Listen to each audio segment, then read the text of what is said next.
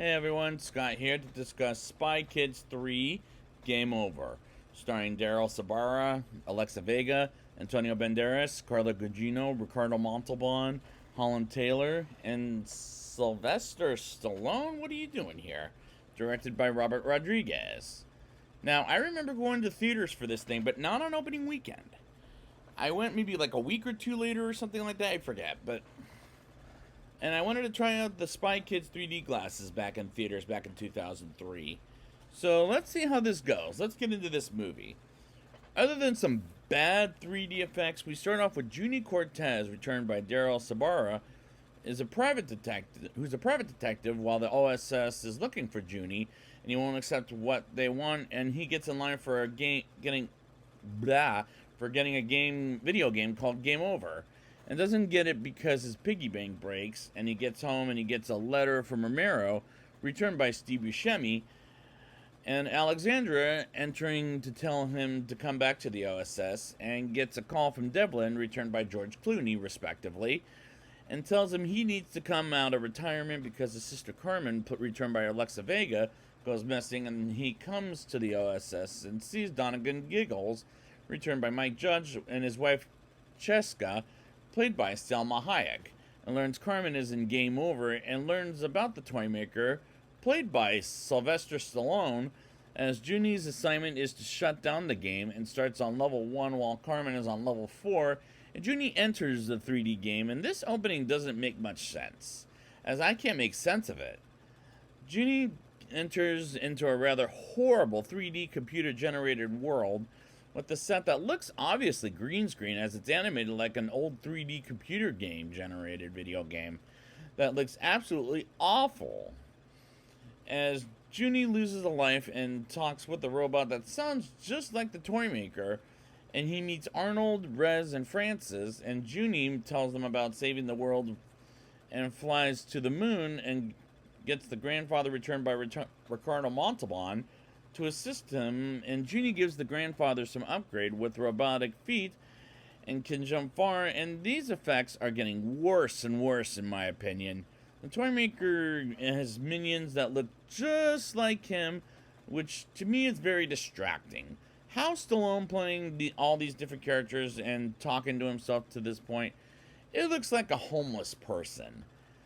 And that's not a good thing as far as I'm concerned.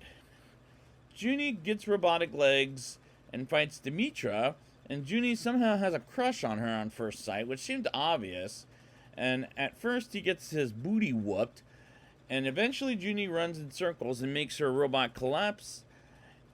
like she will lose some lives, but by the end of round 3, Junie wins and gets transported to the next planet and walks behind the sun and is approached by Arnold, Rez, and Francis, as they're led to believe he's the guy on the poster who will be later played by Elijah Wood, while the same year he'll come out with The Lord of the Rings, The Return of the King, in the same year. And they race and they trick him into pushing buttons and he's not supposed to, and Junie gets help from the grandfather as he wins the race, and at some point Demetra gets in the race, and it ends with Junie winning the race, seen looking cartoony in a bad way. Junie says he's the guy when nobody believes him. Well, they do at first, but they're pretty bad in this movie, as the kids are bad in this movie. And they're not just the problem, the adults are also the problem, as everybody is terrible in this movie. While I realized at this point in the movie that they were just in the first level and are about to enter the 4th level, and Demetra helps Junie and find Carmen on a map until some punks pick on them until the grandfather scares them away, and we get these back and forth between Junie and the others and the toy maker subplot, and as it was annoying going back and forth between the kids and the villain of the movie. Level 3 arrives, and Junie and Arnold are fighting for their lives as the game, and Junie runs away from a fight, which something a man can't do in general, and Junie has been tagged by Demetra, and she loses the fight with Arnold, and this fight sequence is painful, as well as the other fight scenes are just painful to watch. They enter level 4 immediately, find Carmen, and she starts giving orders, and we learn the grandfather has beef with the toy maker, as he's the one who puts the grandfather in a wheelchair, and the toy maker makes things more difficult by tanker toys, and the kids getting into the lava, which ends up with a giant lava monster, and that they can swim in lava, and it looks so bad. They almost get to level 5, and Arnold, Rez, and Francis think about removing Junie until the real guy shows up. And when he gets in level 5, which is completely unwinnable, and he gets in the level, he gets shocked, and his lives go down 99%, and Junie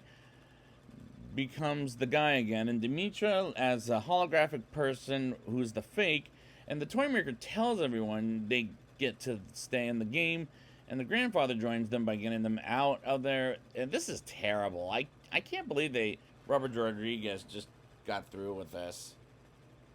They get back to the real world while Junie talks to the grandfather and says revenge is not the best way to defeating the enemy. And they get back to the OSS, and the grandfather lets the toy maker out of the game and gets in the real world while they get a call from Devlin. And as it turns out, it's the toy maker, and they call in all of the family, including the father, Gregorio, returned by Antonio Banderas, the mother, Ingrid, returned by Carla Gugino, Felix Gum, returned by Cheech Marin, as well as the grandmother, returned by Holland Taylor, Machete, returned by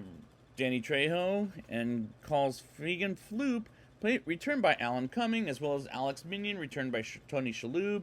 Dinky Winks, returned by Bill Paxton from the second film, Ramiro, Gary, and Gertie fight against the robots in Washington, D.C., and the grandfather goes to the toy maker while he's dressed like he was in the first Rocky movie, which is a bad idea to begin with, and the grandfather talks the toy maker out of taking over the world by forgiving them, and he flips the switch and says game over, and the grandfather is alive with the toy maker turning into the good guy and cheer for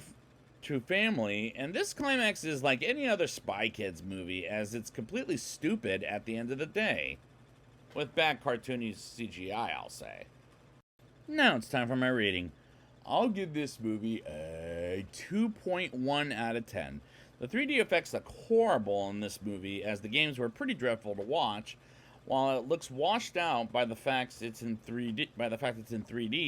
and I'm sure it looked better here than in 2D. And the actors in this are dreadful, not just the kids, but the adults also, as everybody looks terrible in this movie. The fight scenes are just painful to watch, which I don't care for this movie big time, as it has no stakes and the effects look awful.